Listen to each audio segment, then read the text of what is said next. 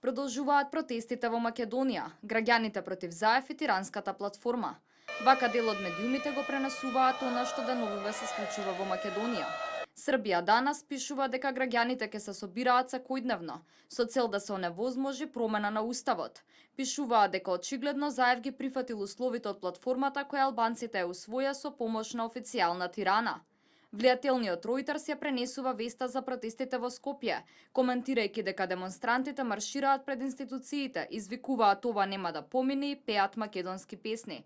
Ројтерс пишува: Неколку илјади луѓе протестираа во Скопје против договор со кој ќе се обезбеди поширока употреба на албанскиот јазик во етнички поделена држава. Минатиот четврток лидерот на Социјалдемократската партија Зоран Заев изјави дека очекува да биде во можност да формира влада во март, откако тој ја обезбеди поддршката од партиите на етничките албанци во парламентот од 120 места. Српскиот данас со наслов протести против албанскиот јазик и федерализација го цитира прогласот во кој од политичките партии во Македонија се бара да го почитуваат уставот. И Блиц со анализа за настаните во Македонија. Анализата во која професорот Саво Климовски зборува за протестите и проблемите со кои се соочува земјата е насловена "Ова е кукавичкото јајце на Рама и Тачи, загрозен е целиот Балкан". И германската ZDF меѓу оние кои пишуваат за протестите во Скопје.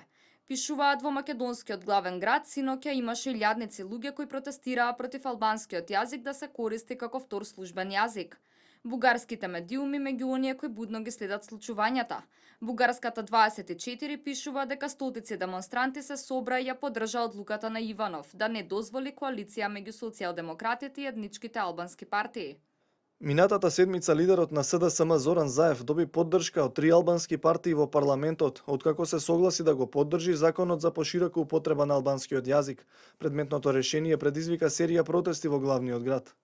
Протестите во Скопје добиваат централно место низ медиумите на Балканот, а пренесени се и во повеќе светски медиуми.